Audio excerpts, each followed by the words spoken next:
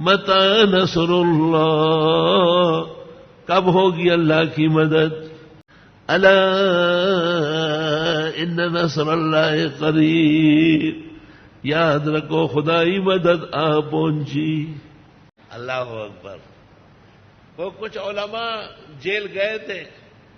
کبھی دنیا میں یہ بھی ایک آزمائش ہوتی ہے، یہ عاجز فقیر بھی 10-12 مرتبہ اکثر توحید و سنت کے دفاع میں اور شرک اور بدعت کی مذمت میں کیس بنے ہیں اور جیل گیا ہو۔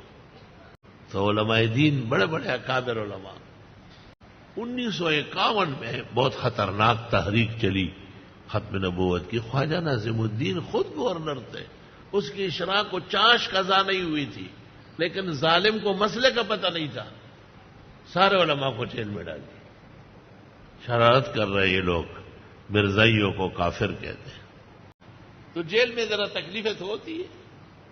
ان میں ایک مولوی صاحب تھے، نام لینا ٹھیک نہیں، وہ فجر کے وقت سحری میں تہجد پڑھ کر پھر جیل کا وہ پلر پکڑ لیتے تھے، ایسا دیکھ کے بہو نہیں ہو، اور دعا میں بولے متا نصر اللہ، متا نصر اللہ، چگے والے خواستہ مدد بکل راضی۔ پھر اللہ تعالیٰ کو منظوری ہوئی اور رہا ہو گئے۔ تو ان میں ایک مولوی محمد حسین تھے، سبزواری، سبزی منڈی پشاور، انہوں نے ان کا نام رکھا تھا، جب بھی ہم سے ملتے ہوئے یہاں متا نصر اللہ سنگا ہے۔ ہم لوگ نہیں تھے، 51 میں تو میں پیدا نہیں ہوا، 53 میری پیدائش ہے۔ بڑے بزرگ لوگ تھے۔ ان بزرگوں میں سے ایک جو تنگ آیا تھا جیل میں، نہ آپ پلر سر پہ تھرگاڑو تو متا نصر اللہ، متا نصر اللہ۔ مولوی محمد حسین صاحب سبزی منڈی بڑے بزرگ عالم تھے، وہ ان کو تسلی دیتے تھے کہ گھبرائے نہیں، انشاءاللہ باہر جا کے کیا کرنا ہے، دین کا کام کرنا ہے، ختم نبوت کے ناموس کے لیے ہم اندر آئے، اگر اللہ راضی ہوا تو بس یہی عمل کافی ہے نجات کے لیے انشاءاللہ تعالی۔ الا ان نصر اللہ قریب۔ آیت کا حاصل یہ ہے کہ ظاہری اسباب سب ختم ہو گئے، کفر زوروں پر تھا، انبیاء اور ان کے اتباع کمزور تھے۔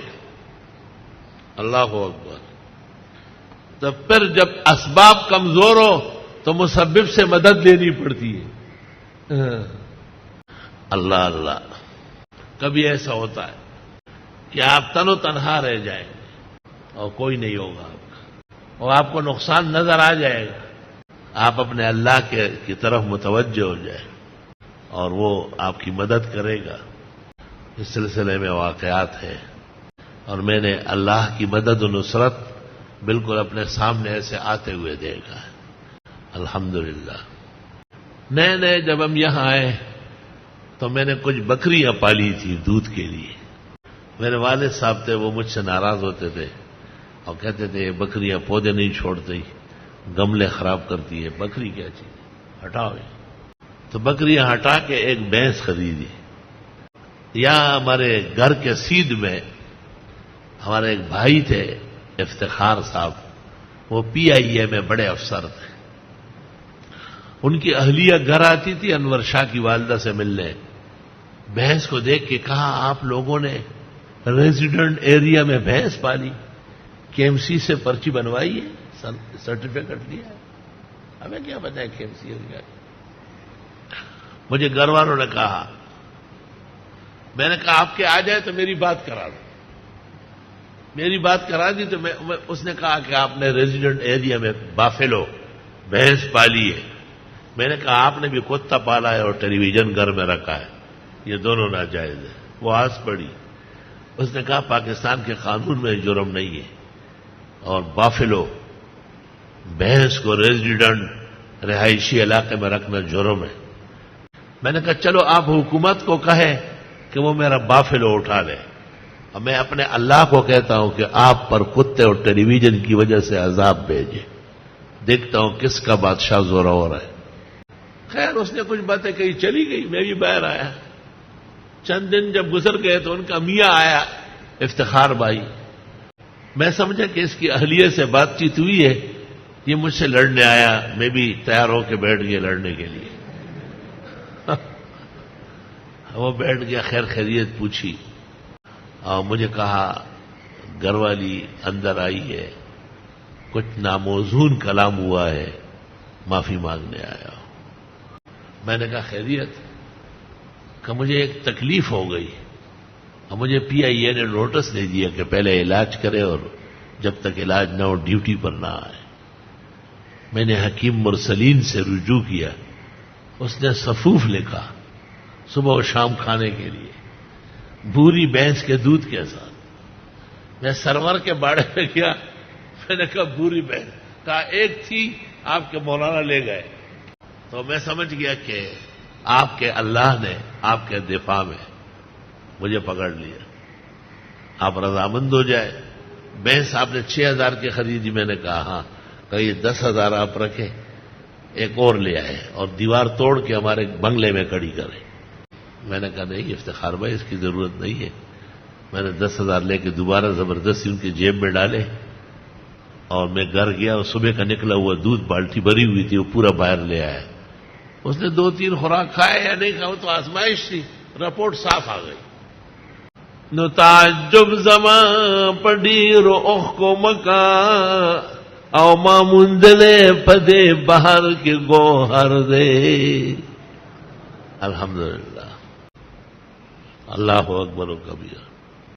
یہاں ایک نکاح تھا، اس نکاح میں لڑکی والوں کا کہنا یہ تھا کہ میں پڑھاؤں گا عاجز فقیر، اور لڑکے والے وہ باہر سے آ رہے تھے بارات لے کے، وہ مولانا مفتی عبدالحکیم صاحب سکر والوں کو لا رہے تھے، تو آپس میں بہت سخت تناؤ تھا۔ میں نے کہا مولانا مفتی عبدالحکیم صاحب سکر والے وہ ہمارے اکابر اور بزرگوں میں سے ہیں، دیوبند کے جید علماء، ہمارے مشائخ و استاذوں کے ساتھ میں تھے۔ فیصلہ ہوا کہ نکاح میں ہی پڑھاؤں گا، دعا بھی میں کروں گا، لیکن جب اینڈ ٹائم پر مولانا مفتی عبدالحکیم کو میں نے دیکھا، میں فوراً حضرت کی طرف لپکا اور میں نے اعلان کیا کہ حضرت ہمارے اساتذہ اور مشائخ کے قبیل میں سے اور مہمان ہیں، سکر سے تشریف لائے، اگر وہ میری مسجد میں آئے تو نماز پڑھائیں گے، اور میں انہیں گزارش کروں گا کہ ممبر پر بیٹھے اور بیان فرمائے، لہذا ان کے ہوتے ہوئے نہ میں نکاح پڑھاؤں گا اور نہ میں تقریر کروں گا اور نہ میں دعا کروں گا، حضرت ہی سب کچھ کریں گے۔ حضرت نے جب یہ ماحول دیکھا تو مجھ سے کہا آپ نے میرے اکرام میں بہت ہی آگے بڑھے، میں زندگی بھر یہ ماحول نہیں بھولوں گا، لیکن مہمان کی حیثیت سے میری درخواست ہے کہ نکاح آپ پڑھائیں۔ ان کے حکم کی تعمیل میں نے پڑھایا، لیکن یاد رکھنا لڑکی والوں کو میں نے کہا کہ جب میں نے کہا کہ ہمارے بزرگوں میں سے، اس کے بعد تم نے باتیں کیوں کہی؟ اور میں نے کہا خبردار کہ میں نے تمہیں اپنے پیچھے صف میں دیکھا، تم میرے ہوتے ہوئے میرے بزرگوں کو نیچے دکھانا چاہتے ہیں۔ السلام علیکم جی دوستو، آپ نے دیکھا اور سنا شیخ مفتی ظہور ولی خان رحمۃ اللہ علیہ کو، کہ شیخ مفتی ظہور ولی خان رحمۃ اللہ علیہ کیا بیان فرما رہے تھے۔